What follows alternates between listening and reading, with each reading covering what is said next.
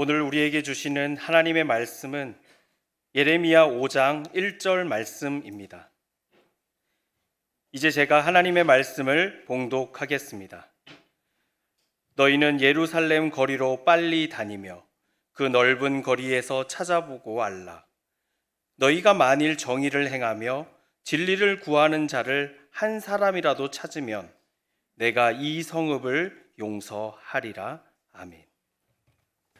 오늘도 거룩한 주일을 맞아서 우리 주님 앞에 나와 예배드리는 모든 성도님들 가정과 주님께서 세우신 높은 뜻 정의 교회 위에 주님의 은혜와 평강이 충만하기를 바랍니다. 중국 역사상 최고의 명군 중에 하나로 꼽히는 당태종에게 이런 일화가 있습니다. 하루는 당태종이 신하들에게 물었습니다. 제왕의 업에서 창업과 수성 중 어느 것이 더 어려운가? 왕이 나라를 세우는 것과 나라를 지키는 것 중에 어느 게 더 어려우냐는 질문입니다. 방현령이라는 신하가 대답했습니다. 천하가 혼란할 때는 수많은 군웅이 활거하는데 그 모든 영웅들을 다 굴복시켜야 창업할 수 있습니다.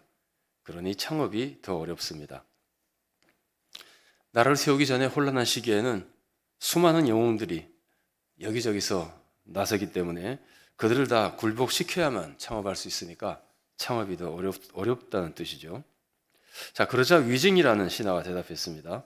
나라를 세운 후에는 마음이 해이해지고 백성을 착취하게 돼서 결국 나라가 쇠퇴하게 됩니다. 그러니 수성이 더 어렵습니다. 어렵게 나라를 세워도 나라가 세워지고 나면은 그때부터는 사람들의 마음이 나뉘어 해이해지고 백성에 대한 착취가 일어나고 나라가 결국은 망하게 된다는 겁니다. 자, 이 말을 다 들은 당태종이 말했습니다. 방현령은 나와 함께 죽음의 고비를 넘기고 나라를 창업한 사람이다. 그래서 창업의 어려움을 잘 알기 때문에 창업이 어렵다고 하는 것이다. 반면에 위징은 나와 함께 천하를 다스리면서 나라가 쇠퇴하는 원인을 분석해 봤기 때문에 수성의 어려움을 잘 알고 있다. 그래서 수성이 어렵다고 한 것이다. 그리고는 태종이 이런 결론을 내렸습니다. 이제 창업의 시기는 지나가고 수성의 어려움만 남았으니 우리는 수성의 신중을 기해야 된다. 참 지혜로운 말입니다. 창업과 수성 다 중요하고 어렵습니다.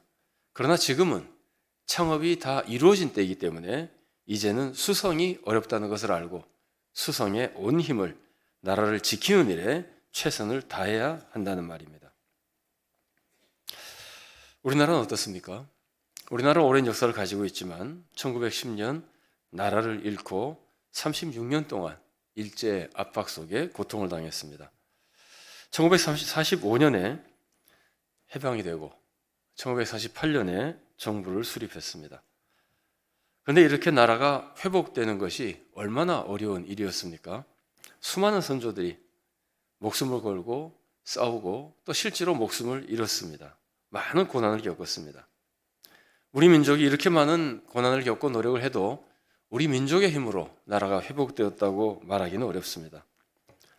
연합군이 일본을 패배시켜서 비로소 우리나라가 회복되었습니다. 또 우리나라가 정부가 세워지는데도 많은 어려움이 있었습니다. 그래서 결국 통일정부를 이루지는 못했습니다. 대한민국의 창업이 이렇게 어려웠던 겁니다. 그러나 지금은 대한민국이 세워졌습니다. 이제 우리가 해야 될 일은 대한민국의 수성, 나라가 망하지 않고 나라가 발전하며 통일까지 이루는 그런 나라가 되도록 나라를 지켜가야 되는 겁니다. 그러나 나라의 수성이 결코 쉬운 일이 아닙니다.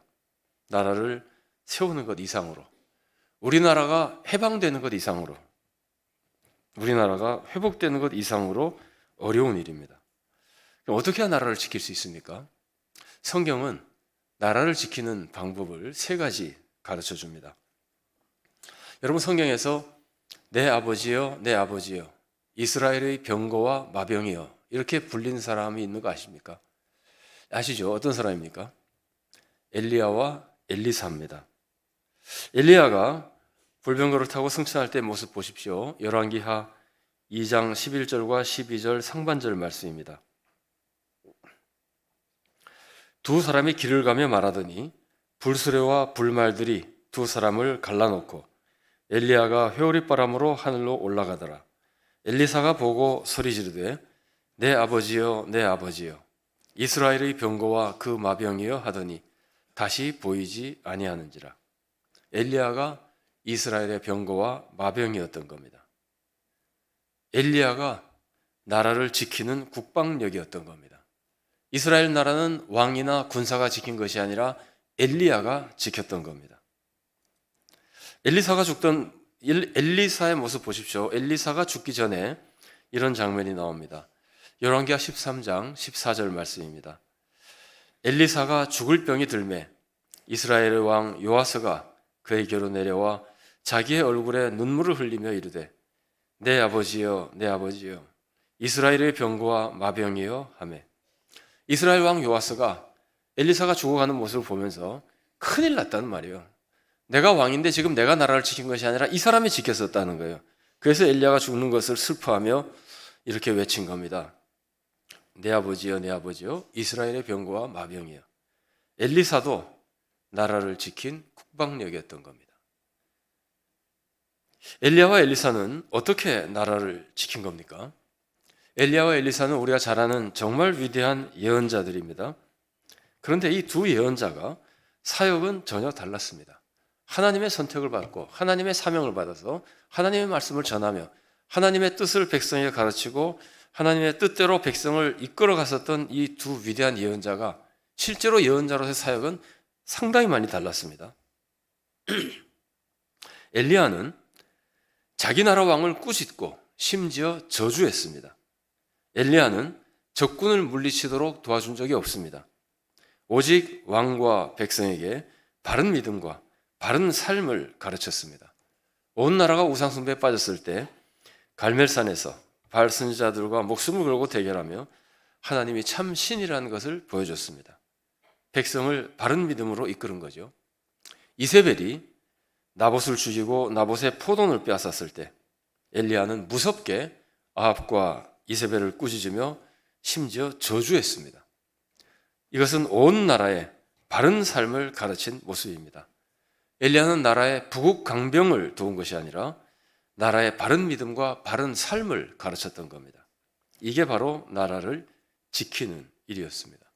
여러분, 나라의 흥망성쇠는 누가 주관하십니까? 하나님이 하십니다. 하나님이 어떤 나라를 지켜주십니까?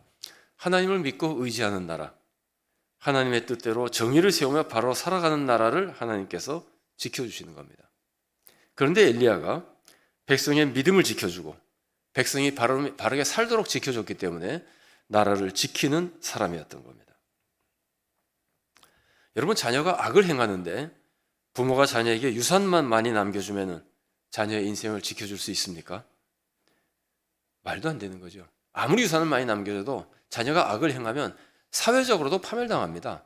감옥에 가고 망합니다. 패가 망신합니다. 그것만이 아닙니다. 더 무서운 것은 하나님의 벌을 받게 된다는 겁니다. 심지어 지옥에까지 가게 된다는 겁니다. 유산을 주는 것보다 먼저 악을 행하지 않도록 바로 가르쳐야 하는 겁니다. 그래야 자녀가 인간다운 삶을 살고 가치 있는 삶을 살고 또 하나님으로부터 축복받는 삶을 살 수 있는 겁니다. 자녀가 신앙을 버렸는데 사업체만 물려준다고 자녀를 지킬 수 있습니까? 아무리 좋은 사업체를 물려줘도 신앙을 지켜주지 않으면 자녀는 하나님의 보호를 받지 못하는 겁니다.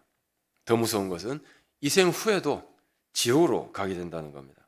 그게 어떻게 자녀를 지켜주는 길이 되겠습니까? 자녀를 지켜주기 위해서는 무엇보다 먼저 믿음을 세워줘야 되고 믿음을 지키도록 도와줘야 됩니다. 그래야 하나님의 보호 속에 이 생에서 가치 있고 행복한 삶을 살 수 있으며 세상에 덕을 끼치는 삶을 살 수 있고 내세에서 영생의 축복을 받을 수 있게 되는 겁니다. 나라를 지키는 것도 마찬가지입니다. 온 백성이 하나님을 믿게 도와주고 그리고 하나님의 뜻대로 정의를 세우며 살아가도록 도와줘야 됩니다. 이것이 나라를 지키는 가장 중요한 길인 겁니다. 그러니까 우리도 엘리야처럼 정치인들이 올바르게 정치할 수 있도록 악을 행할 때는 꾸짖고 정말 백성이 하나님의 뜻대로 정의로운 삶을 살 수 있도록 바른 길을 가르쳐 가야 되는 겁니다. 이것이 나라를 지키는 성경이 가르쳐주는 길입니다. 근데 이에 반해서 엘리사는 왕과 백성을 꾸짖기보다는 돌봐주고 도와줬습니다. 왕이 적군을 물리치도록 도와줬습니다. 아람 군대가 쳐들어오면 엘리사는 그 영감과 영적인 능력으로 아람 군대가 어디로 쳐들어오는지를 왕에게 알려줘서 나가서 방비하도록 도와줬습니다. 실제로 아람 군대가 쳐들어왔을 때는 한 번은 군사를 다 눈이 멀게 만들어가지고 포로로 만들기도 했습니다. 북이스라엘, 남유다, 에돔 세 왕국이 연합군을 만들어서 모압을 치러 갔다가 물이 떨어져가지고 오히려 패하게 됐을 때 엘리사가 물 얻는 방법을 가르쳐줘서 그 나라를 구하기도 했습니다. 엘리사는 또한 가난한 백성들을 많이 도와줬습니다. 기적으로 도와줬습니다. 이건 전부 기도와 기적을 통해 도와준 것들이거든요. 엘리사는 나라를 위해서 기도하고 나라와 백성이 하나님의 기적적인 도움을 받도록 도와준 사람입니다. 근데 이것도 나라를 지키는 길이었던 겁니다. 여러 해 전에 그때는 그 천안과 논산 그 고속도로가 뚫리지 않아서 그쪽으로 내려가지 않고 이렇게 돌아서 그 고속도로가 이제 가도록 되어 있었는데 그 당시 제가 고속버스를 타고 서울에서 광주로 내려간 적이 있습니다. 중암 휴게소를 지날 때 밤이 됐습니다. 캄캄한 가운데 중암 휴게소를 조금 지나가자 도시가 나타났습니다. 나중에 지도를 보니까 그게 아마 신탄진이나 아마 대전 외곽 지역이었던 것 같습니다. 그런데 그 도시에서 금방 눈에 띄는 것들이 있었습니다. 캄캄한 밤에 빨간 네온사인 십자가가 정말 많이 보였습니다. 정말 많은 교회 십자가들이 눈에 띄었습니다.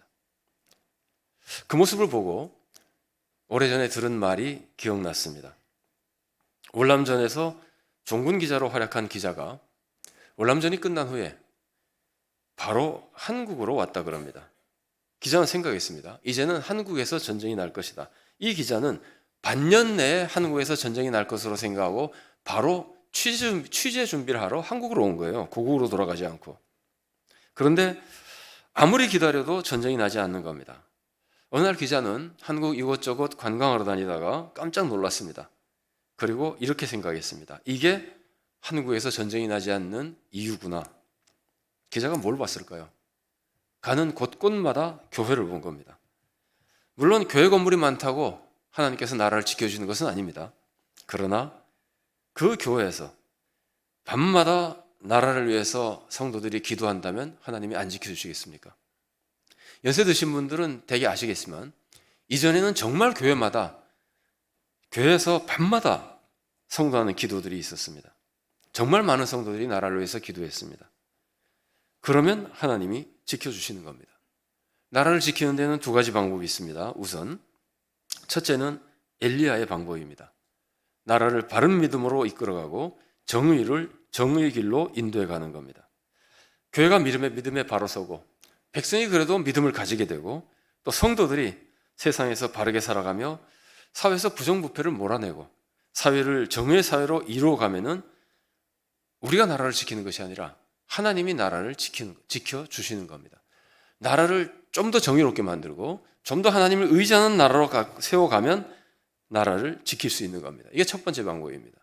두 번째 방법은 엘리사의 방법입니다. 나라를 위해서 기도하고 하나님의 기적적인 도움으로 나라가 도움을 받을 수 있도록 나라를 섬기는 겁니다. 기도하고 나라의 시책에는 최선을 다해서 협력하는 겁니다. 하나님께 우리나라를 지켜달라고 기도하고 백성이 어려움을 겪을 때는 그 어려움을 해소해달라고 기도하고 실제로 또 나라의 발전을 위해서는 나라에 사는 좋은 일들에 계속해서 최선을 다해서 협력하는 겁니다. 국민의 의무를 다하는 겁니다. 세금 제대로 내는 겁니다. 그리고 국방의 의무도 제대로 다 감당하는 겁니다. 정부 시책에 열심히 협력하는 겁니다. 그러면서 하나님의 도움을 함께 받고 함께 힘을 모아서 하나님의 방법으로 나라를 지켜나가는 겁니다. 하나님께서 나라를 지켜주시는 분인데 하나님의 은혜로 나라를 지키려면 나라가 잘못되어 갈 때는 꾸짖어야 되는 겁니다. 바른 길을 가르쳐야 되는 겁니다. 동시에 나라가 바른 길을 하기 위해서 애쓸 때는 최선을 다해서 협력해야 되는 겁니다. 이게 나라를 지키는 성경이 가르치는 우선적으로 우리가 생각할 수 있는 두 가지 길인 겁니다. 그런데 성경에는 또 한 가지 나라를 지키는 길을 가르쳐 줍니다. 그것은 내 자신이 의롭게 사는 겁니다. 여러분, 소돔성이 왜 망했습니까? 우리는 보통 의인 10명이 없어서 망했다 그러죠. 근데 사실은 엄격히 말하면 의인 10명이 없었다는 말 뜻은 전부 악하다는 뜻이잖아요. 사실 소돔성은 죄를 너무 많이 져서 망한 거거든요. 하나님이 아브라함을 찾아와서 말씀하셨잖아요. 소돔성이 너무 악해서 내가 파멸시키러 왔다. 소돔성은 너무 악했기 때문에 하나님이 파멸시키려고 그랬었어요. 만일 이때 우리가 지금까지 살펴본 대로 엘리야 같은 사람이 소돔성에 있어서 백성을 계속 꾸짖고 바른 길로 가르치고 해서 조금이라도 정의롭게 만들었다면 소돔성이 안 망했을 겁니다. 엘리야 같이 정의를 세워나가는 사람만 있었어도 소돔성이 안 망했을 겁니다. 그런데 그런 사람이 없었고 소돔성은 악했고 소돔성은 망하게 된 겁니다. 또 소돔성은 기도가 나라를 망하지 않게 하는데 굉장히 큰 힘이 됐던 도시입니다. 생각해 보십시오. 하나님이 소돔성을 파멸시키려고 내려오셨을 때 아브라함에게 알려주죠. 나 소돔성 파멸시킬 것이다. 아브라함이 뭘 하죠? 아브라함이 하나님께 여쭈고 간구하고 있는데 한마디로 말하면 기도잖아요. 아브라함이 하나님께 기도해가지고 하나님이 소돔성이 망하지 않을 길을, 그러니까 파멸시키러 가셨다가 파멸시키지 않는 길을 만들어 놓은 거예요. 그래서 하나님 말씀하셨죠. 소돔성에 의인이 50명만 있으면 멸망시키지 않겠다.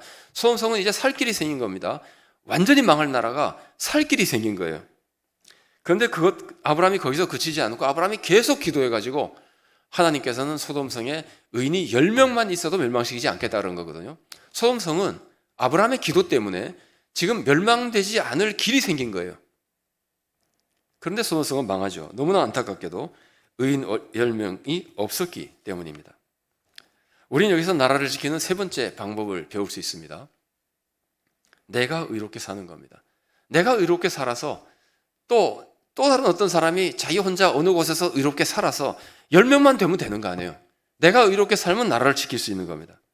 우리는 물론 엘리야처럼 백성이 바르게 살도록 정의를 세워나가야 됩니다. 정의를 가르쳐야 됩니다.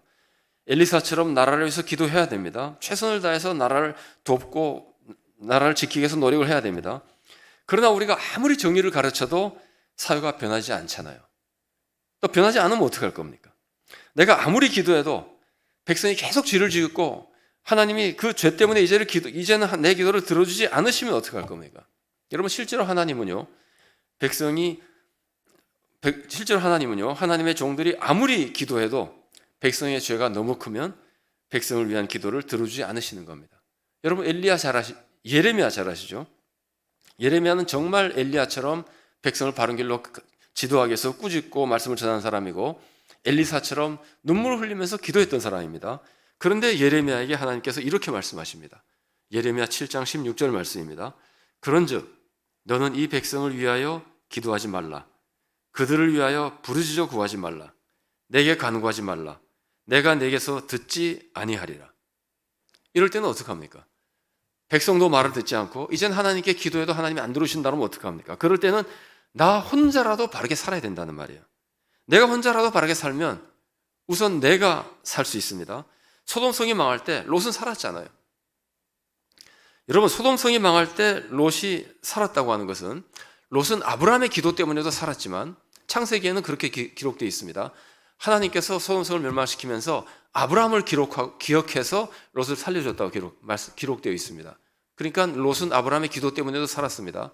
베드로서에 가보면은 소돔성을 멸망시킬 때 그 악한 성에서 고통당하고 있던 의로운 롯을 하나님이 살렸다 그러셨어요. 그러니까 롯은 자기가 그나마 자기의 의를 지켜나갔기 때문에 롯은 살았던 겁니다. 나 하나 바르게 살아가면 우선 나라도 살 수 있는 겁니다. 그런데 거기서 그치지 않는다는 말이에요. 내가 의롭게 살면 나만 살 수 있는 것이 아닙니다. 온 나라와 백성까지 함께 살 수 있는 겁니다. 오늘 본문이 그걸 가르쳐줍니다. 하나님은 예루살렘에 의인이 한 명만 있어도 성을 멸망시키지 않겠다 그러십니다. 이게 절대 법칙이라 하나님은 절대 법칙이라는 것 정해서 얽매이지 않습니다. 소돔성에는 10명이었지만 예루살렘에는 1명이었다는 말이에요. 하나님이 뜻이 한 명만 있어도 성을 멸망시키지 않을 때도 있다는 말이에요. 예레미야 5장 1절 읽어드리겠습니다. 너희는 예루살렘 거리로 빨리 달리며 그 넓은 길에서 찾아보고 알라. 너희가 만일 정의를 행하며 진리를 구하는 자를 한 사람이라도 찾으면 내가 이 성읍을 용서하리라. 그러니까 내가 바르게 사는 것이 얼마나 중요한 일입니까? 내가 바르게 살면, 내가 의롭게 살면 나만 사는 것이 아니라 나라도 살릴 수 있다는 거예요. 내가 사회는 변화시키지 못해도 나는 변화시킬 수 있잖아요. 물론 쉬운 일은 아닙니다. 그러나 딴 사람까지는 내가 못 건드려도 나만이라도 변화시킬 수 있잖아요. 그런데 나만 변화되면 하나님이 나 때문에 나라까지 살려주실 수도 있다는 거예요. 여러분, 사회에 부정부패가 아무리 만연되어도 낙심하지 마십시오. 사람들이 하나님 말씀을 안 들어도 낙심하지 마십시오. 심지어 교회들이, 많은 교회가 믿음에 바로 서지 못하고 세상에서 욕을 먹고 하나님을 욕되게 해도 낙심하지 마십시오. 절망하지 마십시오. 오직 나 혼자만이라도 의롭게 살겠다고 결심하십시오. 나만이라도 거짓을 멀리하고, 나만이라도 부정부패를 멀리하고, 나만이라도 나름을 해치지 않고, 재물욕이나 명욕에 빠지지 않고 하나님의 뜻대로 바르게 살겠다고 결심하십시오. 우리 교회라도 좋습니다. 다른 교회가 다 그렇게 타락했다 하더라도 우리 교회라도 정말 하나님을 기쁘시게 하는 바른 교회가 되겠다고 결심하십시오. 그러면 하나님은 바로 나 한 사람 때문에, 높은 뜻 정의교회 하나 때문에도 우리나라를 지켜주실 수 있는 겁니다. 사실 우리는 나라를 위해서 많이 기도합니다. 내 자신이 바르게 살려고 노력도 많이 합니다. 그러나 아무리 기도하고 노력해도 나도 잘 바르게 살기가 어렵고, 사회는 전혀 바르게 세워져 가는 것 같지 않고 점점 더 악해지는 것 같습니다. 너무 주의가 악해져서 이제는 나도 바르게 살 힘을 다 잃어버린 것 같습니다. 도대체 어떻게 해야 됩니까? 이때 여러분, 두 가지를 잊지 마십시오. 첫째는 낙심하지 말아야 됩니다. 낙심하면 끝나는 겁니다. 낙심하지 말아야 됩니다. 믿음은 소망을 믿는 겁니다. 믿음은 우리의 구원을 믿는 것이고, 믿음은 하나님이 합력하여 선을 이룬다는 것을 믿는 것이고, 믿음은 하나님이 정의를 세우신다는 것을 믿는 겁니다. 그 소망을 믿는 겁니다. 믿음은 소망을 믿는 것이기 때문에 소망을 잃었다는 건 믿음을 잃었다는 거예요. 그러면 안 되는 거죠. 믿음은 소망을 믿는 것이기 때문에 믿음이 있는 성도는 낙심하지 않습니다. 낙심하지 않고 포기하지 않습니다. 우리가 낙심하지 않고 포기하지 않으면, 믿음을 지키고 끝까지 하나님의 뜻을 위해서 섬기고 애쓰면 무슨 일이 일어나는 거죠? 그 소망이 이루어지는 겁니다. 갈라디아서 6장 9절 말씀입니다. 우리가 선을 행하되 낙심하지 말지니 포기하지 아니하면 때가 이름에 거두리라. 두 번째로 기억해야 될 것은 나만이라도 바르게 살아야 된다는 말이에요. 우선 낙심하지 말아야 되고 나만이라도 바르게 살아야 된다는 말이에요. 그러면 나 하나 때문에 하나님이 우리나라를 지켜주실 수도 있는 겁니다. 본문 다시 읽어드리겠습니다. 너희는 예루살렘 거리로 빨리 다니며 그 넓은 길에서 찾아보고 알라. 너희가 만일 정의를 행하며 진리를 구하는 자를 한 사람이라도 찾으면 내가 이 성읍을 용서하리라. 하나님은 의로운 사람 하나를 찾으시는 겁니다. 그 한 사람 때문에 나라를 지켜주시려고 찾고 계시는 겁니다. 그러면 정의를 구하고 정의를 행하고 진리를 구하는 삶이 어떤 삶입니까? 여러분, 이건 모르십니까? 여러분, 이건 누군가가 여러분이 알려주셔야 됩니까? 여러분, 정의가 뭔지 모르십니까? 여러분, 진리가 뭔지 모르십니까? 신명기에 이런 말씀 나옵니다. 너희는 하나님의 뜻을 알기 위해서 하늘에 올라가서 누가 하나님의 말씀을 가져와야 된다고 말하지 말아라. 너희는 하나님의 뜻을 알기 위해서 누가 바다를 건너가서 하나님 말씀을 가져와야 된다고 하지 말아라. 하나님 말씀은 너와 가까이 있어서 내 마음에 있고 내 옆에 있다는 거예요. 여러분, 성경 우리 옆에 있잖아요. 수없이 하나님 말씀 들었잖아요. 우리 중에 사실 정의가 뭔지 몰라서 행하지 못한 사람이 어디 있어요? 진리가 뭔지를 몰라서 구하지 않는 사람이 어디 있어요?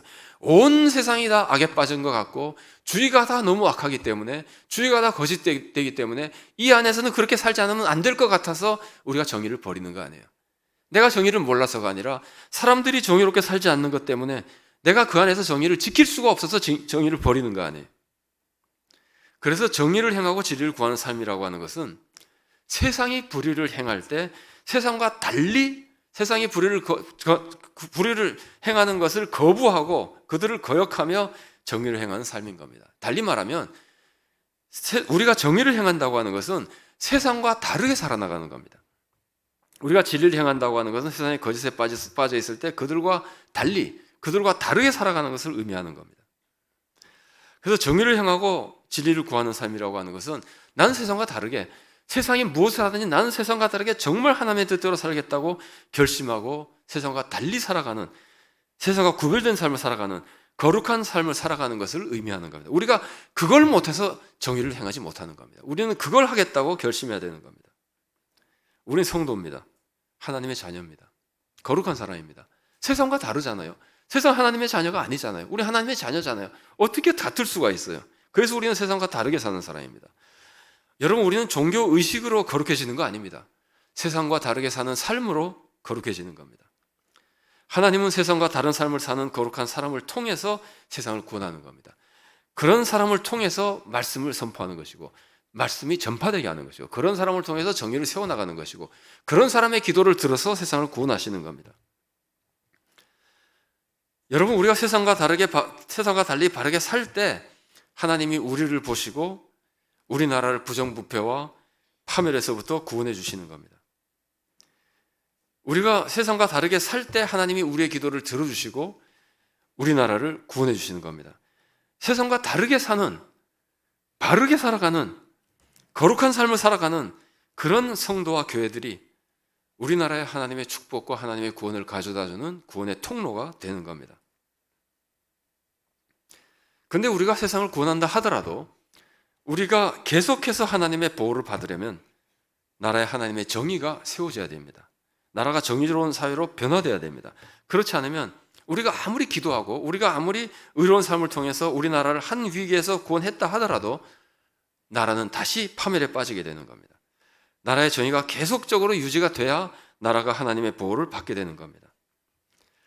여러분, 나라의 정의를 세우기 위해서는 먼저 우리가 바르게 살아야 됩니다. 우리가 아무리 말로 정의를 외쳐도 사람들은 말을 듣고 변하지 않습니다. 행동을 보고 변하는 겁니다. 삶을 보고 변하는 겁니다. 그래서 우리가 거룩한 삶을 살아가며 정의를 외칠 때 사회에 그래도 조금이나마 정의를 세워갈 수 있습니다. 우리가 거룩한 삶을 살며 기도할 때 그 기도가 하나님의 응답을 받아서 우리나라의 구원의 축복이 임하게 되는 겁니다. 그런데 그래도 나라가 변하지 않을 때, 변하지 않는 그 사회 속에서라도 우리가 바르게 살아가면 우리가 나라를 지키는 방패가 되어줄 수 있는 겁니다. 며칠 후면은 제79주년 광복절을 맞습니다. 여러분, 광복절은 정말 고마운 날이지만 광복절을 맞을 때마다 일제강점기에 우리 선조들이 얼마나 고생했는지를 생각해 보게 됩니다. 어쩌다 우리 선조들은 나라가 망해서 그 고생을 했을까? 사실 일제강점기 때 우리 선조들만 고생한 것이 아니잖아요. 해방이 된 후에도 지금도 북한의 동포들은 얼마나 많은 고생을 하고 있습니까? 제가 이전에 섬기던 교회는 순교자가 많아서 순교 씨앗이라는 표가 교회에 붙어 있기도 한데, 여러분, 그 교회에서 순교자가 많았는데 그 중에서 일제강점기 때 순교한 사람은 많지 않아요. 주기철 목사님, 이제 평양에 있던 산정의 교회지만 그 교회 별로 없어요. 그 교회에서 순교한 수많은 사람들은 공산주의에 순교당한 사람들이었어요. 여러분, 얼마나 우리 선조나 우리 동포들이 나라가 망해서 고생을 많이 합니까? 정말 우리는 나라를 지켜서 우리도 행복을 누려야 되겠지만 우리 후손들에게도 좋은 나라를 전해줘야 되지 않겠어요? 그러려면 우리가 세 가지를 해야 되는 겁니다. 첫째는 나라를 위해서 기도해야 되는 겁니다. 하나님의 기적적인 도움을 받아야 되는 겁니다. 둘째는 나라의 정의를 세워가야 되는 겁니다. 하나님의 돌보심을 받아야 되는 겁니다. 세 번째는 이 모든 것 위에 나를 위해서, 나부터 거룩하고 의롭게 살아가야 되는 겁니다. 이 세 가지 방법 중에 엘리야와 엘리사와 내가 의롭게 사는 이 세 가지 방법 중에 가장 기초가 되는 것은 나부터 바르게 살아가는 겁니다. 나부터 바르게 살 때 기도가 응답이 되고, 나부터 바르게 살 때 나라의 정의가 세워질 수 있는 것이고 하나님의 보호를 받을 수 있게 되는 겁니다. 우리 모두가 정말 하나님의 자녀답게 세상과 다른 거룩하고 의로운 삶으로 하나님께 기도하며 세상의 정의를 세워나가며 우리나라를 지키고 하나님께 기쁨을 드리고 영광을 돌리며 나라와 세상에 큰 유익을 끼치는 복된 성도가 되고 좋은 교회가 될 수 있기를 바랍니다. 기도하시겠습니다. 사랑의 하나님, 은혜를 감사드립니다. 연약하고 추악한 우리지만 주님께서 구원하여 주시고 또 우리나라가 여러 가지 어려움 속에 수많은 고통을 겪을 때도 우리 하나님께서 불쌍히 여기시고 나라를 구원해 주신 것 감사드립니다. 지금 주님의 많은 은혜와 축복을 누리고 있으나 우리가 잘못하면 또다시 나라가 패망할 것이라는 걸 우리가 잘 알고 있습니다. 주님께서 우리들에게 나라를 지켜갈 수 있는 길을 가르쳐 주셨사오니 우리가 잊지 않고 나라를 지키며 우리 이웃들과 후손에게 축복을 끼쳐주는 성도가 될 수 있도록 우리를 은혜로 인도하여 주시옵소서. 나라를 위해 기도하게 하시고 나라의 정의를 세우게 하시고 무엇보다 내가 바르게 살며 하나님을 기쁘시게 하고 하나님의 뜻을 이루어나가는 이 나라를 지키는 참된 주님의 성도가 될 수 있도록 우리에게 은혜를 내려 주시옵소서. 감사드리며 예수님 이름으로 기도드리옵나이다. 아멘.